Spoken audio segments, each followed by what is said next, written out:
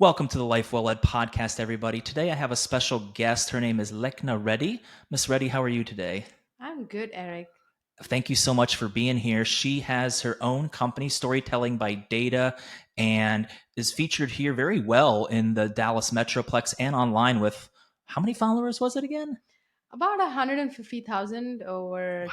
three social media channels. That's very impressive. That is very impressive. And so I came in touch with you through a mutual friend, and I've Hmm. noticed that this area in Dallas, we're both transplants. So um, it's a very vibrant networking community. Oh yeah, How do you feel about it that since you've been here? I love it. I think I have more friends in Dallas. It's been only 2 years since I moved to Dallas. Oh, wow. So I moved from Pittsburgh, Hmm. Pennsylvania, Hmm. and I have more friends here than in Pittsburgh.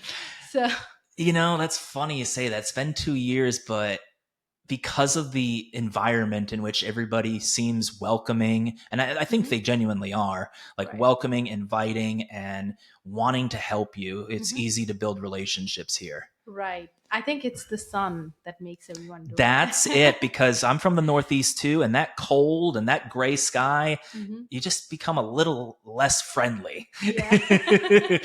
Yeah. But no, seriously, thank you for being here. We want to feature you because it's a different perspective on how to lead life through data analytics and the emergence of AI in the last few years. So, when we talk about your perspective on, let's say, humanity and how people lead themselves, how are they going to do that in a working world where AI is going to be featured very prominently very soon? Yeah, I think it's gonna be mostly. I see it like the humans and the AI kind of working together Hmm. in a very synergetic way. And I think going forward, there's going to be a lot of change required for that to happen. And once that happens, I think a lot of people will be empowered with AI, and I see it as a very bright future for us, humanity in general, because it's going to take away a lot of the mundane tasks that people do, most importantly, and just the repetitive tasks that we tend to do is all going to be taken away, and you'll get so much time at your disposal. So I think it's a bright future if you look at it. I recall our first conversation we had together. You mentioned this, and it's interesting to think about like where that ends up going, like the repetitive mundane tasks that take up our time. Hmm. Think about how much time we get back. That's not Right. necessarily replacing it with additional work. That's actually giving time back for enjoying the quality of life. Right. Yeah, totally. I think that's something you're so used to doing, that mundane task. Now Hmm. you're like, what am I going to do with this time? So I think that it's going to be interesting to see people use that extra time. I would love to understand more about how that, the time, what people are going to do with that time. Yeah, I mean, it's certainly up to us to use it as well as we can. Maybe it's productive, maybe it's not productive, Right. but um, there's something about human liberty and freedom in that says that we can get our time back from the mundane tasks that maybe people fight to want to continue to do for special interest reasons or Mhm. whatever it might be. But at the end of the day, we as human beings have a choice on how we want to lead our lives. And if we have more freedom to choose what we're doing aside from work, and they have more ability to, in fact, we talked about it, be more Right. creative. Oh yeah, true. That's something that everyone needs to tap into. Everyone has that creativity inside them that they need to tap into it. And I think with AI, that's gonna happen soon. It's interesting. That's a good segue. You had mentioned creativity. This is kind of a convergence of what you do, and we'll talk about that in a minute. But that you're converging your creativity with what you do, as well as the analytical side of your brain, which is very numbers oriented, process oriented. So, when did you discover this kind of convergence between the two, and how have you been able to manage that and turn it into something that you clearly love to do during what you do? Hmm. Yeah, absolutely. So actually, I have an MBA, and in my MBA, I did marketing, and I think marketing was something that I was very fascinating for me. Back when this was in 2016, I Hmm. started writing articles and doing a bunch of writing in general. And then I fell in love with data science, and it was like both are two completely different things. Like how Right. can how can you bring both together? So I was like, let me just start. My friends used to ask me, like, how do I get into this field? And I was like, hold on, let me just quickly make a video and I'll just share it to you. And then that started, I started creating that on Instagram and YouTube. And I really loved it. I really loved educating people about data.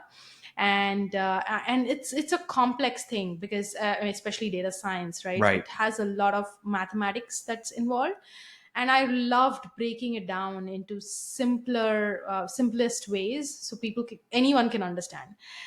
So I think one of my favorite series that I did was Explain Like I'm Five. So I used to explain data science Perfect. concepts like you're a 5-year old.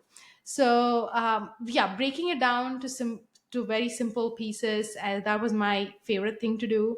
And also I could blend my creative side of things. Video making, all that was very fun for me to do. So Hmm. I thought, why not just put everything into one and do this business? I mean, I love that it's explained it like a 5-year-old mentality, because there are very complex things out there, but the real true testament to somebody's ability to be an educator, to Right. be somebody who passes on knowledge, is to simplify the knowledge enough where it can be passed on and Hmm. not, stuck in the realms of the gatekeepers. So Yeah. I think I love that.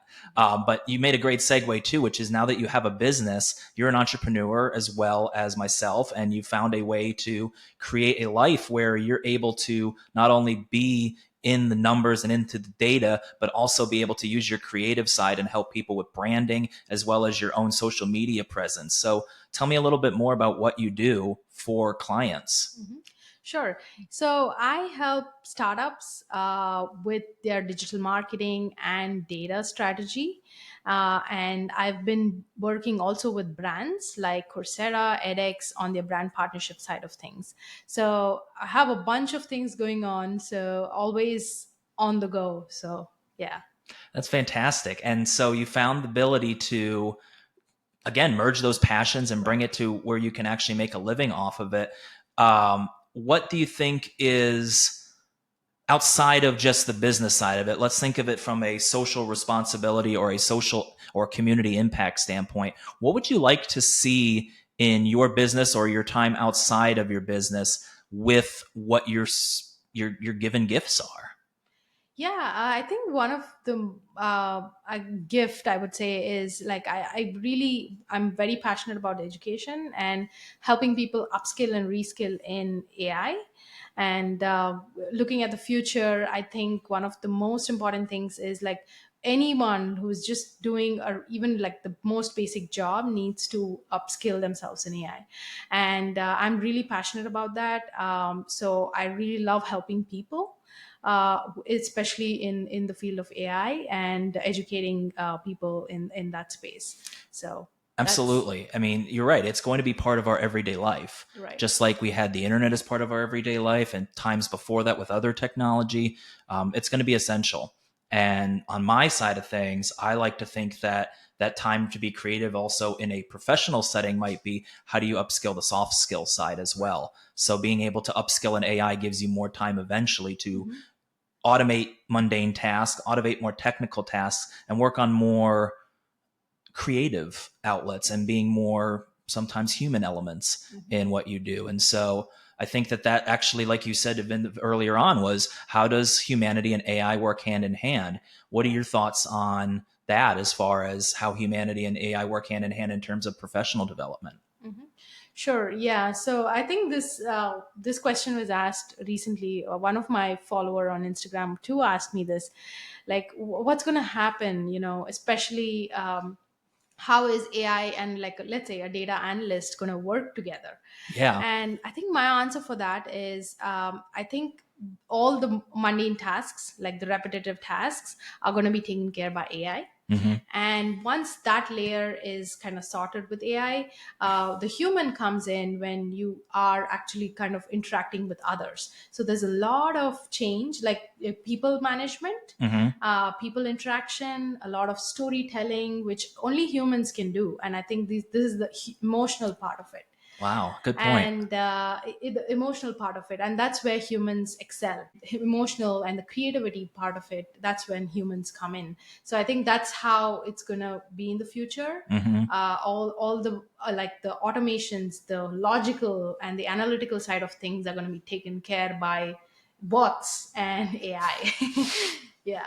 Do you think that those, and this is an aside question, but do you think that those who have the gifts on the analytical side are going to be the most challenged by this because of the automation for it? And if so, what do you think that they can do to tap into their creative side other than having the time available?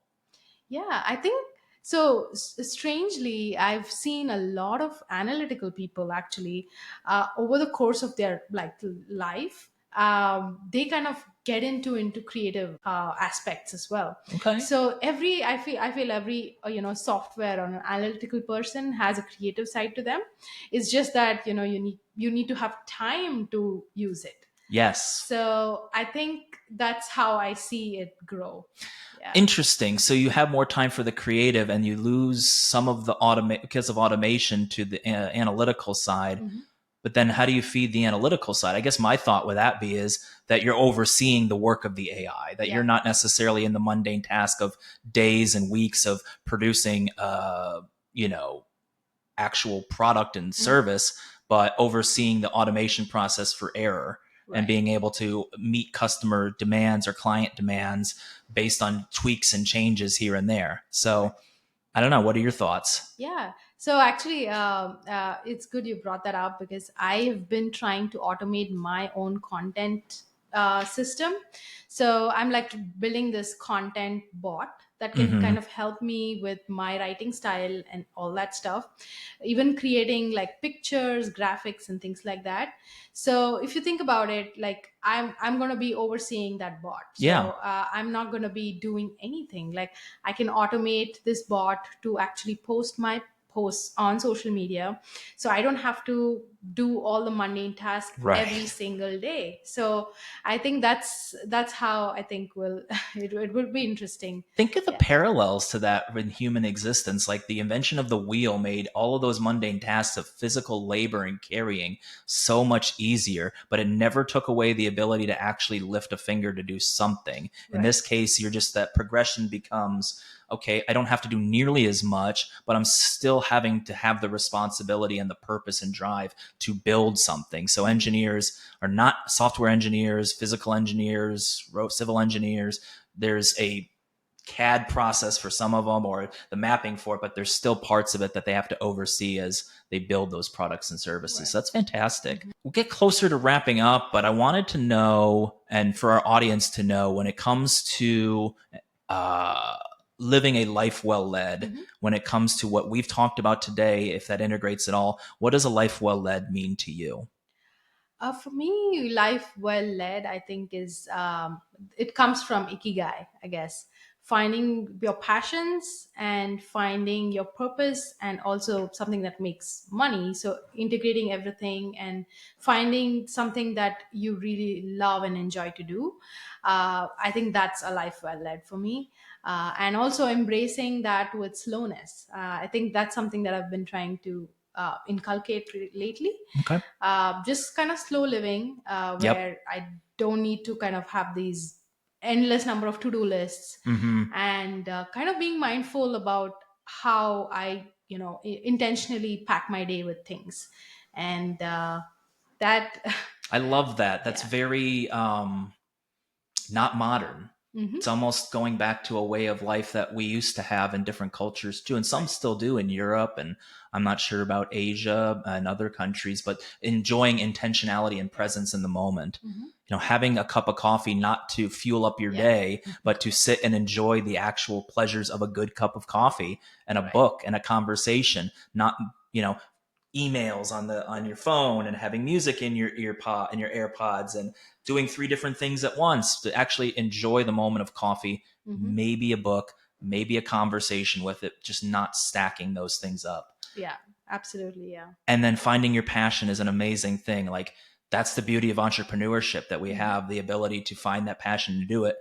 And with our conversation today, it makes a lot of sense that being able to automate a lot of the tasks that frankly are not as efficient as it could be done with computers, Yep. but that takes away our joy of what we actually enjoy to do. Mm-hmm. Absolutely. I Yeah. don't enjoy doing marketing or accounting. Yeah. I would love to have somebody do the technical parts of that, but I want to be creative in the content. Right. You can build your own agent and have it do the content side of things. Sure. And So I guess, maybe even on the sales side for some people have, maybe mm-hmm. you still have to be the face or find somebody who's the face, but it gives you an interface of different talking points and suggestions. I personally enjoy talking with people, so that's not a problem. Mm-hmm. But there are different things that can be automated that are not necessarily the best of what humans have to offer. And I do want to bring one more point up, which was the storytelling aspect of it. You think about it, that's how the human existence Oh has yeah. been created, is based on storytelling, is that our consciousness somehow is tied to our ability to tell stories. Stories. And so I love that it's Storytelling by Data is the name of your company. Yeah. You're helping people do that by telling their story through the sometimes very difficult to understand data part of it. Mm-hmm. And I hope that you continue to do so through education, which is your passion, as you Mm-hmm. stated. Yeah. Thank you. Thank you so much for being on, Lekhana. You have a great rest of your day, and we will see you next time, audience. Take care. Thanks, Eric.